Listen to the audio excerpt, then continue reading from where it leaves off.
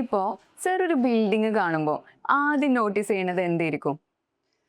നമ്മളിപ്പോൾ ഈ ചില റീൽസൊക്കെ കാണുമ്പോൾ കോളേജ് പിള്ളേർ ചോദിക്കാറുണ്ട്, ഒരു പെൺകുട്ടിനെ കാണുമ്പോൾ എന്തായിരിക്കും നോക്കാറുള്ളത് നോക്കല്ലേ? അതുപോലെ ആർക്കിടെക്ട്സിനോട് ചോദിക്കാൻ പറ്റില്ല, ഒരു ബിൽഡിംഗ് കാണുമ്പോൾ നമ്മൾ എന്താണ് നോക്കാറുള്ളത്.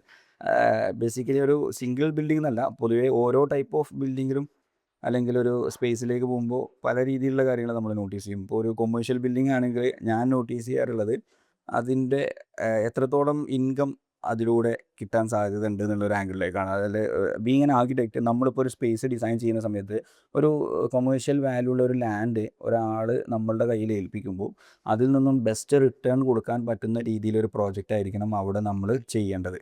അതല്ലെങ്കിൽ ആ ക്ലയൻറ്റിനോട് നമ്മൾ ചെയ്യുന്ന ഒരു അനീതിയാണ്.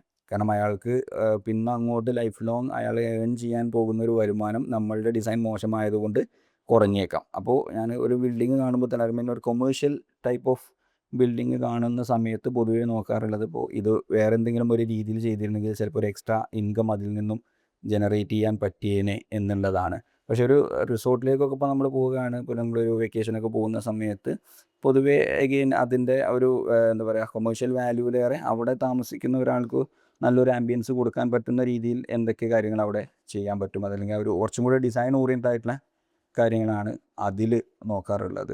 വെൻ കമ്മിങ് ടു ഇൻറ്റീരിയർ അത് ടോട്ടലി ഡിഫറെൻ്റ് തന്നെ ആയിരിക്കും. ഇപ്പോൾ നമ്മളൊരു റെസ്റ്റോറൻറ്റിൻ്റെ അകത്ത് പോകുന്ന സമയത്ത് നമ്മൾ കുറച്ചും കൂടെ അവിടെ ഇരുന്ന് ഫുഡ് കഴിക്കാൻ, അതല്ലെങ്കിൽ ഒരു ആംബിയൻസ്, അതല്ലെങ്കിൽ ഇപ്പോൾ എന്താ പറയുക, കുട്ടികളൊക്കെ ചെറുതായിട്ടുള്ള ആൾക്കാരുണ്ടാകുമ്പോൾ അവർക്ക് സ്പെൻഡ് ചെയ്യാനൊരു സ്പേസ് ഉണ്ടോ?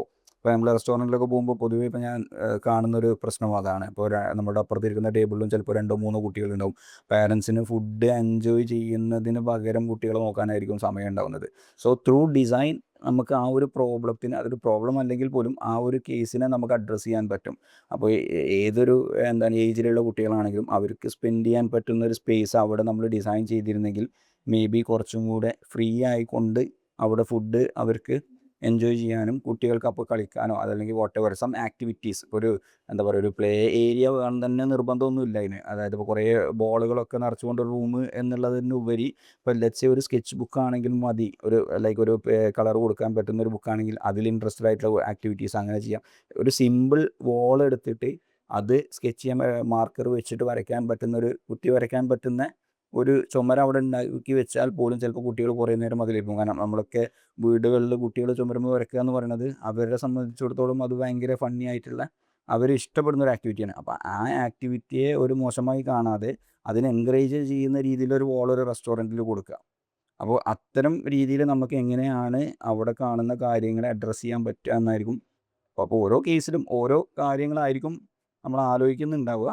But related to kind of architecture, അതല്ലെങ്കിൽ ഡിസൈൻ, അല്ലെങ്കിൽ ഡിസൈനിലൂടെ എങ്ങനെ വരുമാനം കൊണ്ടുവരാൻ പറ്റും, അങ്ങനത്തെ കാര്യങ്ങളാണ് പൊതുവേ നോക്കാറുള്ളത്. സർ ഇപ്പൊ ഇത്രയും കാര്യങ്ങൾ പറഞ്ഞതില് ഇപ്പോ ഓക്കിന്റെ ടീമിന് പ്രത്യേകിച്ച് സർ ഓക്ക് ആർക്കിടെക്ട്സിന്ന് ഒരു നോളജ് പോകുന്നുണ്ട്. അവർക്ക് സ്പെഷ്യൽ ആയിട്ടുള്ള ക്ലാസ്സുകളും കാര്യങ്ങളും അല്ലെങ്കിൽ അപ്ഡേറ്റഡ് ആയിട്ടുള്ള കാര്യങ്ങളൊക്കെ കിട്ടുന്നുണ്ട്.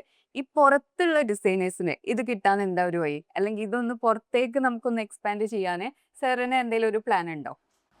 സോ ബേസിക്കലി നമ്മൾ ശരിക്കും ഒരുപാട് സെമിനാർ പ്രോഗ്രാംസ് ഒക്കെ ചെയ്യാറുണ്ട്. നമ്മൾ സിവിൽ എഞ്ചിനീയറിംഗ് സ്റ്റുഡൻസ്, ഇപ്പോൾ സിവിൽ എഞ്ചിനീയറിംഗ് കഴിഞ്ഞ് ഒരുപാട് ആൾക്കാർ ഡിസൈൻ ഫീൽഡിലേക്ക് വരാറുണ്ട്. പ്രത്യേകിച്ച് ലൈക്ക് ഇപ്പം കുട്ടികളൊക്കെ സിവിൽ എഞ്ചിനീയറിംഗ് കഴിഞ്ഞാൽ സൈറ്റ് ഓറിയൻറ്റഡ് ആയിട്ട് മാത്രമുള്ള ജോബുകൾ ചിലപ്പോൾ അവർക്ക് ഡിഫിക്കൽട്ടായിരിക്കും. ആ സമയത്ത് അവരും ഓഫീസിൽ വന്ന് ജോലി ചെയ്യാറുണ്ട്, അതും ഡിസൈൻ ഫീൽഡിൽ. സോ അവർക്ക് സിവിൽ എഞ്ചിനീയറിംഗിൽ പൊതുവേ അങ്ങനത്തെ ഡിസൈൻ ഓറിയൻറ്റഡ് ആയിട്ടുള്ള കാര്യങ്ങൾ കൂടുതൽ വരാറില്ല. കുറച്ചും കൂടി സ്ട്രക്ചർ ഓറിയൻറ്റഡ് ആയിട്ടുള്ള കാര്യങ്ങളാണ്, അല്ലെങ്കിൽ സിവിൽ ഓറിയൻറ്റഡ് ആയിട്ടുള്ള കാര്യങ്ങളാണ് പഠിപ്പിക്കാറ്. സോ അത്തരം ആൾക്കാർക്കൊക്കെ നമ്മൾ ഇപ്പോൾ എറണാട് നോളേജ് സിറ്റി പോലത്തെ സിവിൽ എഞ്ചിനീയറിംഗ് കോളേജുകളിൽ പോയിട്ട് സിവിൽ കുട്ടികൾക്കൊക്കെ നമ്മൾ സെമിനാറുകൾ എടുക്കാറുണ്ട്. അപ്പോൾ അവിടെയൊക്കെ നമ്മൾ ഈ റിലേറ്റഡ് ആയിട്ട് എങ്ങനെ ഡിസൈൻ ചെയ്യണം, ഒരു ഡിസൈനർ എന്ന നിലയ്ക്ക് എന്തെല്ലാം കാര്യങ്ങളാണ് ഒരു പ്രോജക്റ്റിൽ ശ്രദ്ധിക്കേണ്ടത്, ഇത്തരം കാര്യങ്ങളൊക്കെ നമ്മൾ പറഞ്ഞു കൊടുക്കാറുണ്ട്. അതുപോലത്തെ വേറെ ഇൻസ്റ്റിറ്റ്യൂഷൻസിലൊക്കെ നമ്മൾ പോയിട്ട് സെമിനാറുകൾ എടുക്കാറുണ്ട്. പക്ഷേ സ്റ്റിൽ അതിലും തന്നെ നമുക്കൊരു ലിമിറ്റ് ഉണ്ട്. ഒരു ലിമിറ്റഡ് നമ്പർ ഓഫ് സ്റ്റുഡൻസിനെയാണ് അതിന് നമുക്ക് അഡ്രസ്സ് ചെയ്യാൻ പറ്റിയിട്ടുള്ളത്. അപ്പോൾ എഗെയിൻ നമുക്ക് കിട്ടുന്ന ഫീഡ്ബാക്കും വളരെ നല്ലതായിരുന്നു. കാരണം അവിടുത്തെ ടീച്ചേഴ്സുമായിട്ടൊക്കെ നമ്മൾ കണ്ടിന്യൂസ് ആയിട്ട് കമ്മ്യൂണിക്കേറ്റ് ചെയ്യുന്ന സമയത്ത് അന്ന് വന്ന് ക്ലാസ്സിൻ്റെ ഒരു ഇമ്പാക്റ്റ് വളരെ നല്ലതായിരുന്നു എന്ന് കേൾക്കുമ്പോൾ നമുക്കും സന്തോഷമുള്ള കാര്യം തന്നെ. പിന്നെ നമ്മളിപ്പോൾ നമ്മളിൽ പറഞ്ഞു കൊടുക്കുന്ന കാര്യങ്ങൾ, അല്ലെങ്കിൽ നമ്മുടെ പുതിയൊരു നോളേജ്, പുതിയ നോളേജ് തന്നെ ആക്ച്വലി എല്ലാം ഫീൽഡിലുള്ള കാര്യങ്ങൾ തന്നെ, അത് 10 കൊല്ലമായിട്ട് നമ്മൾ എക്സ്പീരിയൻസ് ചെയ്തിട്ടുള്ളതായിട്ടും നമ്മൾ പ്രാക്ടിക്കലി അത് എന്താ പറയുക നോക്കിയിട്ടുള്ള കാര്യങ്ങളുമാണ് നമ്മൾ പറഞ്ഞു കൊടുക്കുന്നത്. അപ്പോൾ നമ്മുടെ ഒരു പ്രാക്ടിക്കൽ ഓറിയൻറ്റഡ് ആയിട്ടുള്ള നോളേജിൻ്റെ പുറത്ത് ഒരു ഡിസൈൻ എങ്ങനെ എക്സിക്യൂട്ട് ചെയ്യാം എന്നുള്ള കാര്യങ്ങൾ, അല്ലെങ്കിൽ ഒരു ഡിസൈൻ ചെയ്യുമ്പോൾ എന്തെല്ലാം കാര്യങ്ങൾ നോക്കണം എന്നുള്ള കാര്യങ്ങളെക്കുറിച്ചാണ് നമ്മൾ അവിടെ പറഞ്ഞു കൊടുക്കാറുള്ളത്. അപ്പോൾ അത് സ്റ്റുഡൻസിന് പറഞ്ഞു കൊടുക്കുന്ന സമയത്ത് നല്ല ഫീഡ്ബാക്ക് കിട്ടിയിട്ടുണ്ട്. അപ്പോൾ അതുകൊണ്ടും തന്നെ നമ്മളിപ്പോൾ ഉദ്ദേശിക്കുന്നത് ഒരു ഓൺലൈൻ രൂപത്തിലേക്ക് നമുക്ക് ഈ ഒരു സെമിനാർ സെഷനുകൾ മാറ്റാനും നമ്മൾ ഉദ്ദേശിക്കുന്ന രൂപത്തിലുള്ള ഈ ഒരു ഡിസൈൻ ഓറിയൻറ്റഡ് ആയിട്ടുള്ള നോളേജ് ഒരു ഡിസൈനർ ഏതെല്ലാം രീതിയിൽ ഡിസൈൻ ചെയ്യണം, എന്തെല്ലാം കാര്യങ്ങൾ ഡിസൈൻ ചെയ്യുമ്പോൾ നോക്കണം, ഈവൻ ഒരു കളറ് പിക്ക് ചെയ്യുന്ന സമയത്ത് അല്ലെങ്കിൽ ഒരു സ്റ്റൈല് പിക്ക് ചെയ്യുന്ന സമയത്ത്, അതല്ലെങ്കിൽ വെച്ച് ഒരു ഇൻറ്റീരിയറിൻ്റെ അകത്തോ അതല്ലെങ്കിൽ ഒരു ആർക്കിടെക്ചറൽ ഡിസൈനിൽ ഒരു പ്രിൻസിപ്പിൾ എങ്ങനെ അപ്ലൈ ചെയ്യണം, ഒരു എലമെൻറ്റ് എങ്ങനെ യൂസ് ചെയ്യണം എന്നുള്ള കാര്യങ്ങളൊക്കെ ഒരു ഫ്രെയിം ചെയ്തുകൊണ്ട് നമ്മളൊരു കോഴ്സ് ബണ്ടിലാക്കിക്കൊണ്ട് തന്നെ ഓൺലൈനിലൂടെ അത് നമ്മളുടെ കുട്ടികൾക്ക് അല്ലെങ്കിൽ ഡിസൈൻ പഠിക്കാൻ ആഗ്രഹമുള്ള ആൾക്കാർക്ക് കൊടുക്കാൻ വേണ്ടിയിട്ട് ഉദ്ദേശിക്കുന്നുണ്ട്. അതിൻ്റേതായ കാര്യങ്ങൾ നടന്നുകൊണ്ടിരിക്കുകയാണ്. അത് പെട്ടെന്ന് തന്നെ നമ്മളത് റിലീസ് ചെയ്യും. കുറച്ചും കൂടെ എന്തായാലും ആ ഒരു നല്ല ഡിസൈനറായി മാറാൻ വേണ്ടിയിട്ട് ബാക്കിയുള്ള ഡിസൈനേഴ്സ് വെയിറ്റ് ചെയ്യേണ്ടി വരും എന്നുള്ളതാണ്.